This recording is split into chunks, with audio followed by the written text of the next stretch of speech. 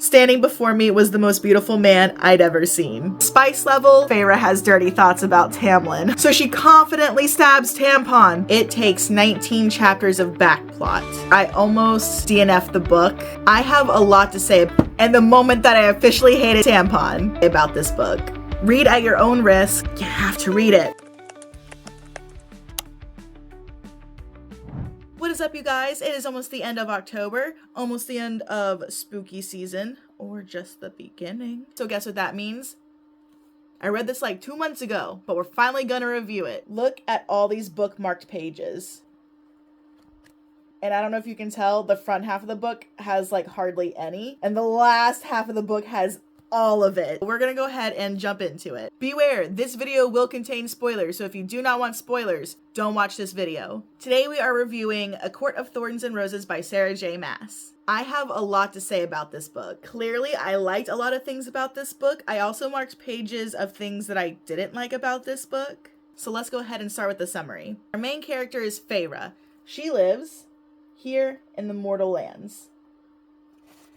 In the Fey world, Prythian is all of this. Let me just say, I love the main character hunting in the forest. That is like page 1.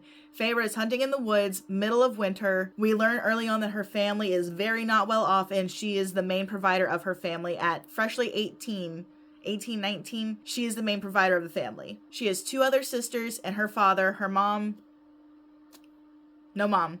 Feyre's hunting in the woods. She spots a deer. She's ready to shoot the deer, but then she spots this really big wolf.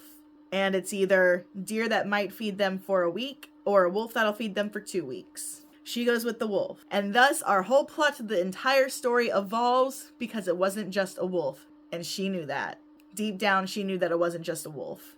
In payment of debt owed a life, a Fae comes to track her down, telling her that she in fact killed a Fae and not a wolf. Her payment? Death. Or he offers her to live with him in Prythian. Humans do not go in Prythian. Humans are not allowed in Prythian. The Fae stay out of the human realm and the humans stay out of the Fae realm. I'm gonna start off with the first 19 chapters. You learn early on that the Fae who comes to get her, Tamlin, comes to get her and takes her back to the Spring Court. This took me a while to understand. I saw all the TikTok videos and I was like, Spring Court, Night Court, what is this? He is the king of Spring Court. And all 19 chapters, how many pages is this? 166 pages. If you're coming from my TikTok, if you're not, it's okay. But if you are, then you already know that I pretty much skipped reacting to any of this because this is all backplot. This is all backplot to build for the rest of the story. So fair warning, it takes 19 chapters of backplot. It takes 19 chapters to get into the real nitty-gritty of the story. Is it needed? Maybe not 19 chapters worth, but some of the chapters are really funny and it took me forever. I almost DNF'd the book, but I didn't. I powered through, and I'm glad that I powered through. So just know that you may or may not enjoy the first 19 chapters, and it's kind of hard to get through, but once you get through it, my favorite chapter is literally the end of chapter 20. That is when the entire story picks up. Like straight after you're like, okay, is this going to end? There's not a lot going on. There is, but there isn't. We see a relationship build between Lucien and Feyre, and we see Tamlin be a dick and then also kind of be nice. But the end of chapter 20 is my favorite chapter in the entire story. Standing before me was the most beautiful man I'd ever seen. Giggling, kicking my feet all the way. Yeah, so after that, every page is pretty much marked. I don't think there was many pages that I went without marking it. I literally have like 5 pages marked back to back, so that is when I knew that Tampon wasn't our only love interest. And I was not warned. I had seen the TikToks. I was not warned that we would meet you-know-who so early on. I was very excited to read the rest of the book. We learn really quickly that Feyre is resilient, resistant, and determined. She is stubborn, and she does not put up with the Fae's crap. Lucien and Tamlin are really good friends, and Lucien is kind of a jerk, but then him and Feyre have like, I was kind of hoping, okay, spoilers.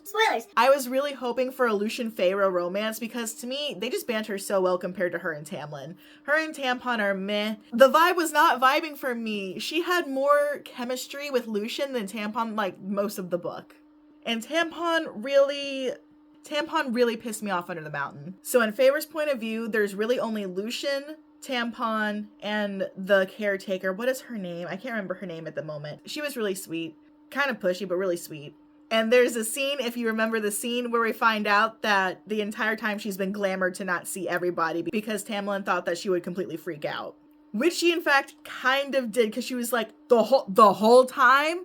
I tried to sneak out of here. You watched me sneak out of here. The entire castle, the entire courtyard watched me try to sneak out of here. The cackle that I let out when Tamlin was like, it was a valiant effort. And I could just picture the scene in my head, just, it was a valiant effort. So while I don't really like Tamlin, there was a lot of kind of funny moments with Tamlin. I know that Sarah put in this scene with a shimmering special lake or shimmering pond moment where Tamlin and Feyre are swimming in it, and I'm just like, I couldn't get into it. I was like, please, Lucian. The first half of the book, from chapter 1 to chapter 19, is the lead up to the rite, a special ceremony that happens once every year and is supposed to explode magic onto everywhere through Prythian. And Tamlin tells Feyre she cannot go. She doesn't understand why she can't go, but Tamlin and Lucian are adamant that she cannot go. What does our girl do? She sneaks out and she goes anyways. So she's sneaking around, she has this little shroud on. It's like a whole party. People are dancing, there's music, there's drums. As she's wandering around, she comes across 3 Fae who are really pushy and clearly had bad intentions. She's trying to get away and they're not letting her. My favorite character steps in, the most beautiful man she'd ever seen. You're supposed to be in love with Tampon. Actually, for me, you're supposed to be in love with Lucian, but you're supposed to be in love with Tampon. And in walks the most beautiful man she's ever seen. Rhysand comes to her rescue. Ah, Rhysand! And we soon find out under the mountain that Rhysand runs the Night Court. So he is another High Fae. So you have Tamlin, the High Fae of the Spring Court, and then you have Rhysand, the High Fae of the Night Court. There's a small little banter moment between Rhysand and Feyre, and then he tells her to enjoy the rite, and he carries on. That's when my man Lucian runs up to Feyre and was like, what the f*** are you doing here? You cannot be here. You need to go. And he starts dragging her away. Feyre says, no, I want to stay. And he's like, absolutely the f*** not. You're let's go home. He drags her all the way back to the castle. Amount of time passed, and this is the only this is one of only like 2 or 3 instances of spice in the entire book. And the moment that I officially hated Tampon. So we learn that the rite is basically a schmexual thing, and the monster that he turns into was able to smell Feyre's presence there. Then he was mad when Feyre wasn't there. And so he's prowling back at the house. He's in his human form, and there's a moment between him and Feyre, a very smexual moment. And then he tells her, while he was with the other girl, he was thinking of Feyre the whole time and what he wanted to do to her and how much she would enjoy it. And I officially hated Tampon after that. There was no redemption for me for Tampon after that. So let's go ahead and skip to Under the Mountain. There's a few things that happen in between here and there, I think until like chapter like 25 or 26, because the rest of this has to do with Under the Mountain. This is where all the action in the book happens. This is where it gets really good and we actually see Feyre become a badass. I have so many likes, I have dislikes. So what is Under the Mountain? Everything. Our main villain, Anne Marantha. Hate her. Love how evil she is. Hate her. Every other court. Night Court, Winter Court, Summer Court. All of them are down under the mountain, ruled by Anne Marantha. We figure out how she comes into power, who the heck she even is. We also find out Rhysand is Anne Marantha's consort of sorts, and has been for 50 years. Anne Marantha, let me say this again. Anne Marantha has ruled over everybody for 50 years. 50 years. So why wasn't she able to take on the Spring Court? I don't want to spoil the exact reason, but you'll find that out in Under the Mountain. So in these in-between chapters, Rhysand was ordered to bring Lucian and Tampon back to Under the Mountain. They made a deal with Anne Marantha, the time has been up, and the deal was not settled. So now Anne Marantha can rule over the Spring Court. In between this time, Rhysand lets Feyre get away. He tells her to never come back. She winds up at the border, she winds up back at her place, and what does Feyre do? She sneaks back into the Feylands. We find out why the Fey Wolf was there, why she had to shoot him, how it all ties in with Tamlin, how it ties in with the entirety of Prythian. And now that she's snuck back, Anne Marantha has her before her and is like, you know what?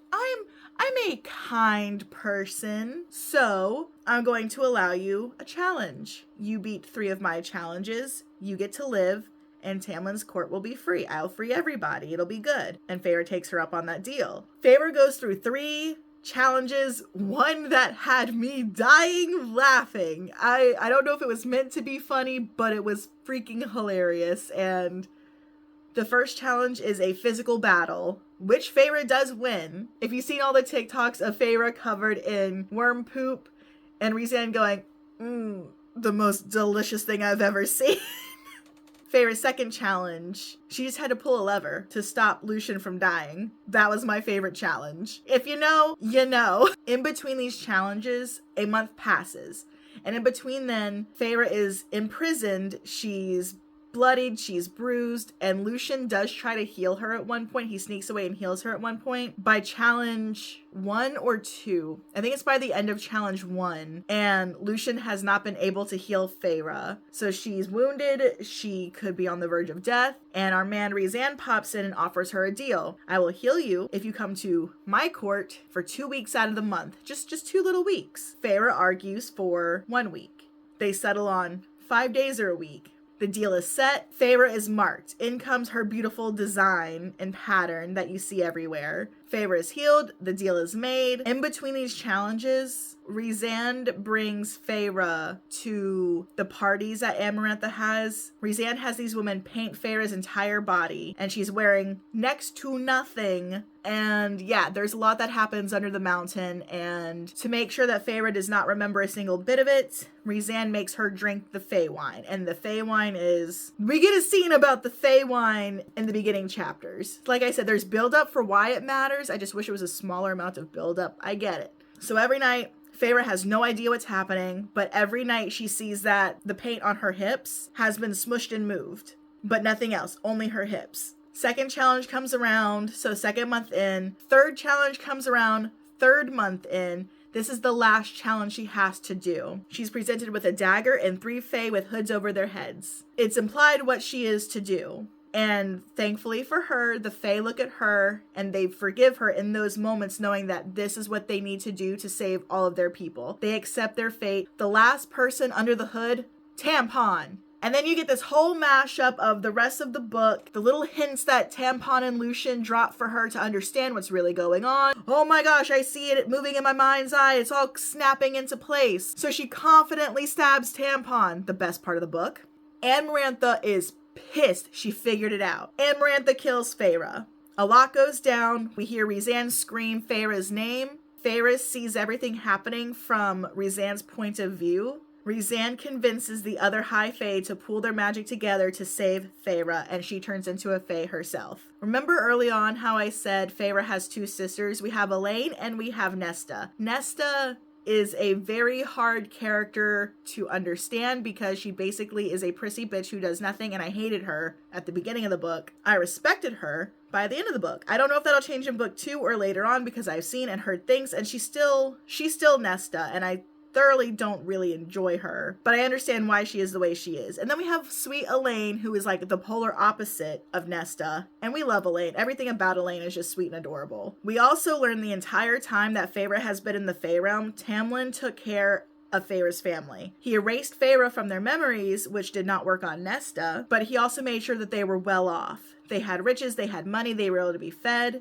When Feyre had gone back to the human lands, the mortal lands, she was just bewildered by everything. She was like, oh my god, Tamlin held up his end of the deal. At the end of the day, Tampon did hold up his end of the deal. I still don't like him. Under the Mountain Issues, I wish that Amarantha reprimanded Rhysand for everything that he did. He voted for Feyre to win in the first challenge. Amarantha had Feyre clean his soot out of his fireplace in Rhysand's room, and Rhysand used magic to help her out and didn't get reprimanded for that. I just wish there was more Amarantha moments. I also wish that Amarantha, this is also where I don't like Tamlin. There was a moment that Tampon was able to get away from Amarantha, and what does he do? He tries to have Feyre in a closet, if you catch my drift. He doesn't try to get her away, he just tries to be with her. And Rhysand steps in and is like, are you stupid? Are you stupid?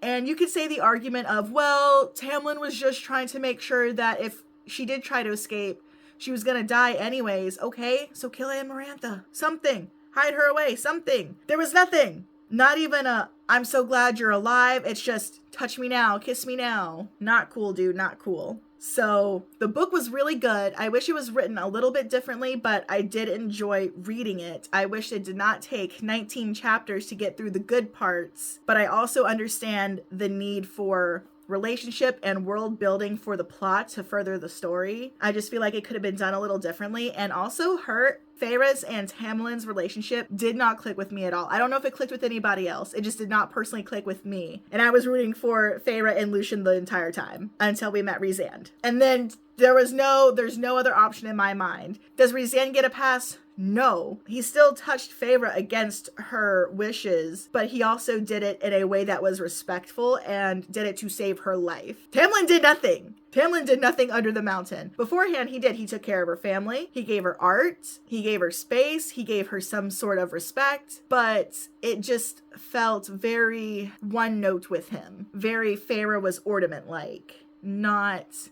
he was completely and irrecoverably in love with her, Bella. I didn't get that from Tamlin. I only got that from Rhysand, and he's not even the love interest yet. I like the way that Feyre is written to where she's not weak and needing a man to save her, except for the fact where they heal her. I love that Feyre can't read, and it comes to a point in one of her challenges. Rhysand, I stand. Tamlin, Tampon, he's okay. And Lucien, I want so much for my boy Lucien. He deserves the world to me. That is my review. Let me know if you agree or disagree. And if you want to see my reactions in real time, I have TikToks for you to see. I could talk about this book all day. So this is the short version of my inner monologue thoughts while reading this book. TikTok recommended A Court of Thorns and Roses by Sarah J. Maas. Read at your own risk. The spice level, mid to low spice. Like I said, there's only 2 or 3 actual spicy moments that happen. One under the mountain and one during the rite. I think those are the only 2. And then Rhysand outs the fact that Feyre has dirty thoughts about Tamlin.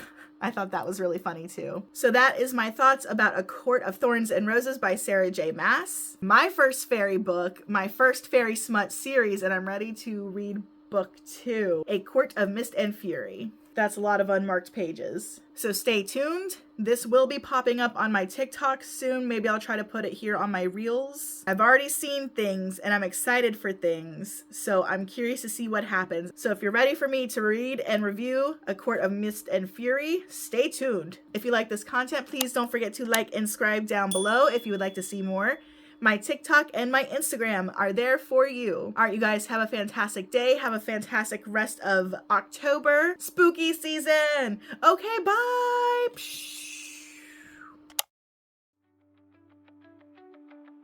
Tampon, tampon, tampon, tampon, tampon, tampon, tampon, tampon, tampon, tampon, tampon, tampon, and tampon, tampon, tampon, tampon, tampon, tampon, tampon, Bella.